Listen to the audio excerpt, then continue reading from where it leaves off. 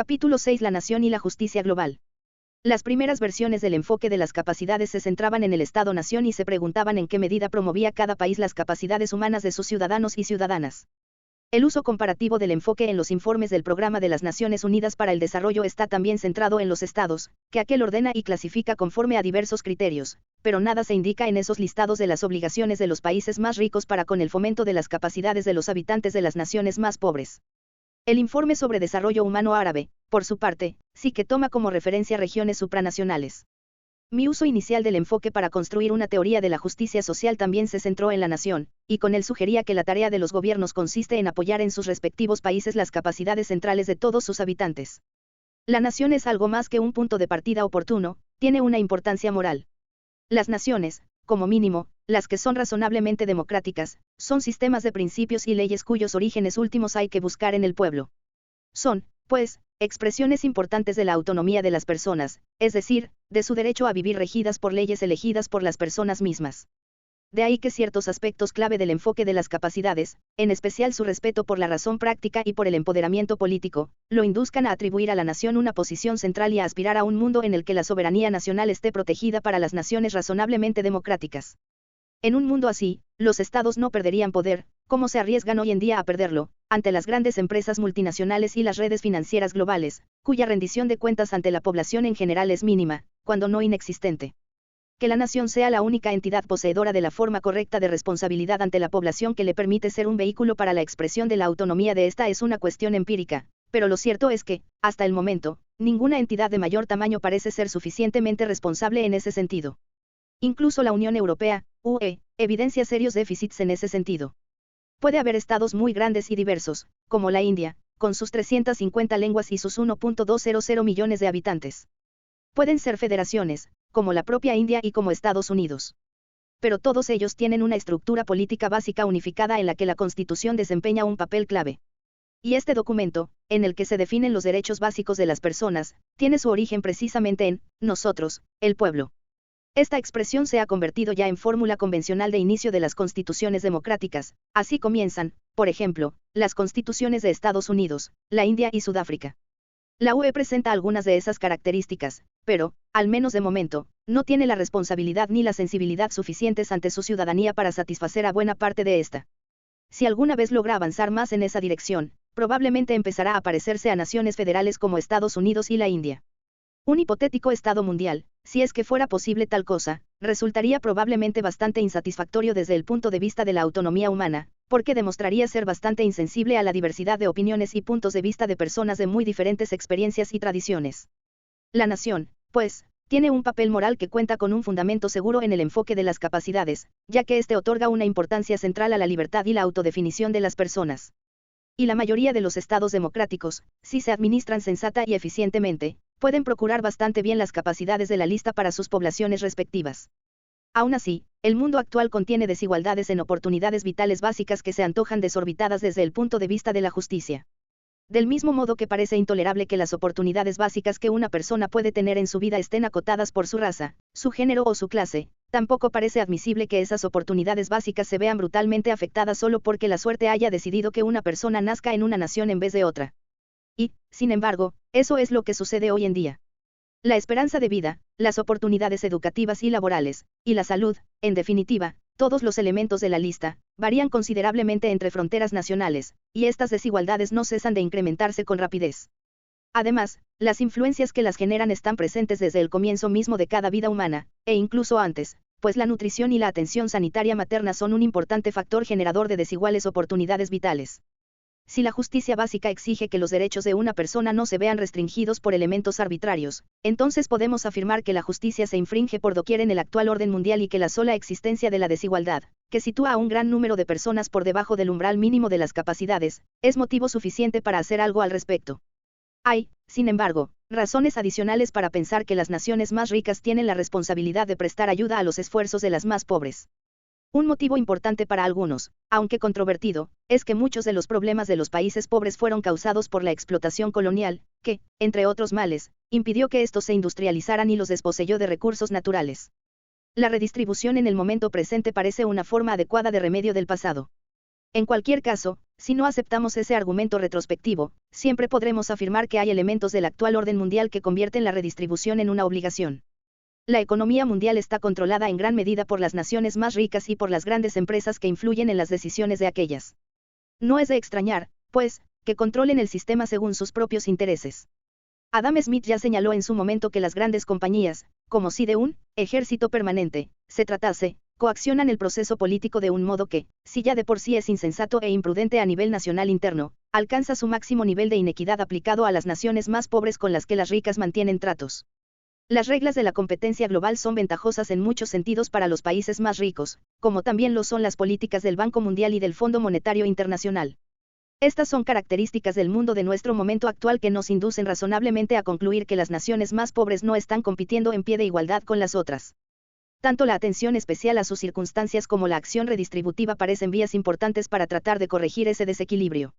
Si nos preguntamos por qué nosotros, como individuos, debemos apoyar políticas que impliquen una redistribución entre naciones, debemos tener en cuenta que todos los días realizamos un sinfín de acciones y elecciones por las que formamos parte de esa misma, y supuestamente injusta, economía global, y que afectan a otras vidas desde la distancia.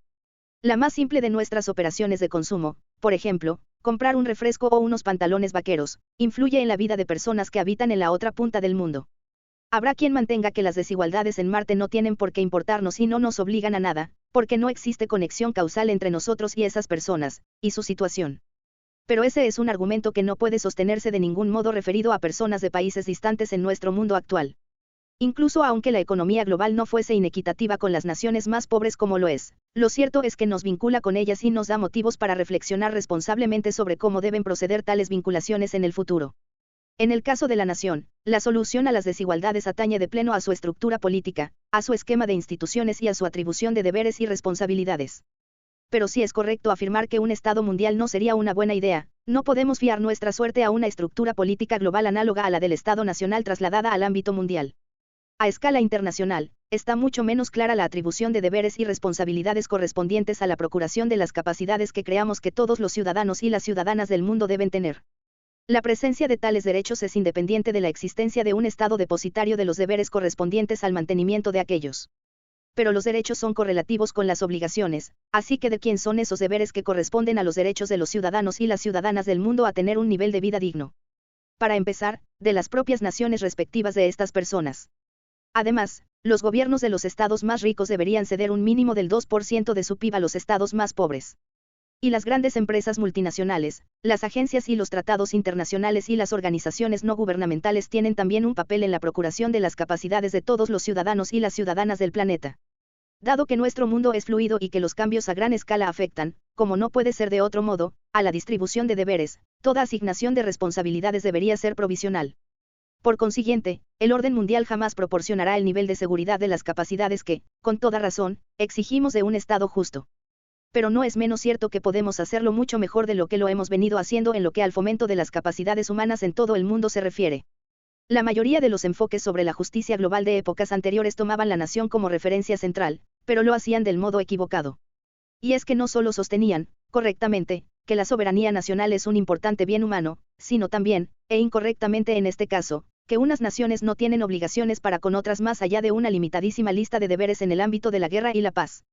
Tanto Kant como John Rawls, por ejemplo, entienden que la búsqueda de principios globales adopta la forma de una negociación en dos fases. En una primera fase, las naciones fijan sus propios principios a nivel interno y, luego, en una segunda fase, que no puede poner en entredicho ningún acuerdo previo, incluidos los acuerdos sobre la distribución económica, los representantes de las naciones se reúnen para alcanzar un convenio negociado entre ellos.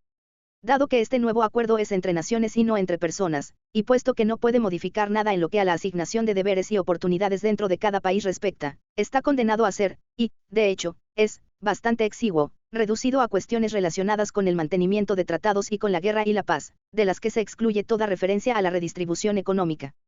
Ahora bien, si aceptamos la idea de que todas las personas merecen ciertas oportunidades esenciales en la vida por una cuestión de justicia básica, este enfoque parece lamentablemente inadecuado. Probablemente lo sea incluso con arreglo a sus propios principios y premisas, tal como intenté mostrar en Las fronteras de la justicia, pero para argumentar esa inadecuación se necesita una detallada y paciente elaboración textual que no es necesario reproducir aquí. Baste decir que el uso de ideas eminentemente ravisianas que hacen Thomas Pogge y Charles Bitz para desarrollar la noción de un contrato global constituye un punto de partida más prometedor. La otra perspectiva destacada sobre justicia global que el enfoque de las capacidades rechaza es la que adoptan algunos pensadores consecuencialistas, utilitaristas en su mayoría, que entienden que el problema de la justicia es, en esencia, una cuestión de filantropía privada. Las tesis utilitaristas de Peter Unger son un sorprendente ejemplo de ese tipo. Según ese punto de vista, las personas están obligadas a ceder una parte bastante importante de su riqueza y de su renta para ayudar a otros seres humanos que se hallan en circunstancias de mayor privación que ellas. Pero lo que recomienda esa perspectiva es que lo hagan realizando donativos a alguna organización benéfica internacional apropiada, como UNICEF, Oxfam o CARE. Los enfoques de esta clase evidencian todos los problemas típicos de las concepciones utilitaristas y consecuencialistas que ya hemos comentado. Pero tienen, además, un problema previo y más palmario si cabe: ignoran el papel de las instituciones. Supongamos que un Estado tratara de resolver sus problemas distributivos a través de la filantropía privada, no funcionaría y lo sabemos muy bien. Para empezar, se generarían inmensos problemas de acción colectiva. Las naciones justas hallan modos de asignar a cada habitante una cuota equitativa de los beneficios y las cargas colectivas, pero, cuando los individuos actúan por su propia cuenta, obran de manera ineficiente y descoordinada. En segundo lugar, la filantropía privada crea problemas de equidad, pues para que las necesidades reales sean satisfechas de verdad, quienes paguen tendrán que contribuir más de lo que en justicia les correspondería para compensar el hecho de que habrá otros que rehuirán sus obligaciones. Pues bien, esos dos mismos problemas son los que evidencia la mencionada perspectiva filantrópica personal e individual trasladada al plano de la solidaridad mundial. Pero no son los únicos. Imaginemos un mundo en el que las personas siguieran realmente el consejo de Unger y se dedicaran en cuerpo y alma a maximizar el promedio de utilidad, satisfacción, por habitante para todo el planeta. Nada quedaría entonces de la idea de que las personas viven su propia vida y de que disponen de cierta discrecionalidad para vivirla como quieran. La moral utilitarista se engulle completo el espacio de toda una vida, una crítica que se le ha formulado en diversas formas. El filósofo Bernard Williams hizo famosa una de ellas cuando arguyó que el utilitarismo no puede explicar la idea de la integridad personal, de la importancia de que la vida y las acciones de una persona sean suyas propias. Una de las bondades de la estructura política es que nos da a todos y a todas una lista clara y finita de deberes, y nos da carta blanca para el resto de cosas, lo que tiene la virtud de crear una útil distinción entre lo que yo, como individuo, debo a otros individuos distantes y lo que yo puedo usar para mis propios fines, mi familia, mis amigos, las causas que defiendo, etc. Finalmente, echemos un vistazo al mundo que Unger recomienda. El panorama estaría dirigido por Oxfam y las demás organizaciones no gubernamentales, ya que, si las personas obraran con arreglo a las recomendaciones de Unger, esas entidades serían más ricas y poderosas que las naciones mismas. Pero, por muy buenas que sean dichas organizaciones, y asumamos por un momento que son tan honradas, eficientes y prudentes como desearíamos que fueran, siguen sin ser responsables ante la población en el mismo sentido en que un Estado democrático lo es. Si hacen caso a alguien cuando fijan su estrategia, suele ser en la mayoría de los casos a sus principales donantes. No nos gustaría un mundo en el que estos, los patronos de esas organizaciones, quienes más dinero donan a sus causas, tuvieran todo el poder y la oportunidad de establecer las prioridades de actuación política. En semejante panorama, se daría la ironía, dado que el enfoque en cuestión es de inspiración igualitarista, de que una élite global dispondría de mucho mayor poder que los gobiernos elegidos democráticamente. En resumidas cuentas, la filantropía privada ha hecho cierto bien, y las organizaciones no gubernamentales que reciben la mayor parte del apoyo de esos filántropos han realizado labores muy positivas en numerosos casos. De todos modos, cabría hacer muchas distinciones en cuanto a qué formas de ayuda privada son genuinamente valiosas para las personas y promueven valores tan cruciales como la igualdad de respeto y el empoderamiento. Necesitamos, pues, una solución institucional a los problemas globales. Partiendo del principio de que todos los ciudadanos y las ciudadanas del mundo tienen derecho a recibir el apoyo necesario que los coloque suficientemente por encima del umbral mínimo de las 10 capacidades centrales, no es posible asignar directamente deberes y obligaciones a los individuos. Las responsabilidades clave en la materia han de ser asignadas antes de nada a las instituciones. Cualquier otro tipo de solución chocará con dificultades prácticas y conceptuales insuperables. Por su parte, también un Estado mundial es seguramente una mala idea. Sería improbable que mostrara la clase de responsabilidad ante la ciudadanía mundial que actualmente creemos que el gobierno de un Estado debe tener ante la suya propia. La UE no invita al optimismo en ese sentido, y la ONU es un desastre confirmado en lo tocante a la rendición de cuentas de sus representantes ante el conjunto de sus pueblos respectivos. Pero incluso aunque estos fueran problemas superables, un Estado mundial probablemente allanaría las diferencias en exceso. Las variaciones de historias y de culturas tienen una influencia legítima en las interpretaciones que cada nación puede hacer del umbral mínimo de capacidades concretas, y esa diversidad legítima puede mantenerse en un mundo de naciones, pero no, o solo con muchas mayores dificultades, bajo el gobierno de un Estado mundial. Además, si una nación cayera víctima de la tiranía o de un Estado fallido, siempre quedarían otras naciones, amén de instituciones subnacionales y supranacionales, que podrían responder a las peticiones de ayuda de su población. Un Estado mundial no podría invocar ayuda alguna del exterior. Así pues, por todas estas razones, probablemente deberíamos renunciar a toda aspiración de construir uno. Llegados a este punto, quienes trabajen desde el enfoque de las capacidades mantendrán diferencias razonables en torno a cómo aplicar y hacer cumplir los deberes morales encarnados en él. Habrá quienes defiendan un protagonismo fuerte para unos acuerdos internacionales efectivos y ejecutables en ámbitos como el trabajo, el medio ambiente y los derechos humanos. Otros sostendrán incluso que la intervención militar y diagonal o económica por la fuerza está justificada cuando un Estado deja injustamente de proteger unos derechos básicos mínimos en, al menos, algunos de esos ámbitos. Mi propia postura, que, desde luego, no es la única que puede asumir un proponente de este enfoque, es que la soberanía nacional tiene la importancia suficiente como para que la intervención militar no esté nunca justificada en aquellos casos en los que el Estado en cuestión cuenta con un mínimo aceptable de legitimidad democrática, y aun si el sistema político de un país no cumple ni siquiera con ese mínimo, tales intervenciones no suelen ser por lo general una buena idea por razones de prudencia. Tampoco las sanciones económicas deberían aplicarse salvo en los casos más graves, como, por ejemplo, el de Sudáfrica durante el apartheid, donde la inmensa mayoría de la población estaba excluida en la práctica de toda participación en el gobierno del país. Allí donde no existe un Estado que pueda reclamarse poseedor de la más mínima legitimidad, el argumento moral en contra de la intervención pierde su vigencia. Aún así, la prudencia seguirá aconsejando en muchos casos la no intervención. La persuasión, sin embargo, siempre resulta apropiada y es muy positivo que las naciones puedan convencerse de la bondad de ratificar acuerdos internacionales sobre grandes ámbitos de la capacidad humana. En cuanto son ratificados por la nación, son vinculantes para esta y pueden hacerse cumplir por medio de los mecanismos nacionales internos normales, así como a través de la presión de la comunidad de naciones.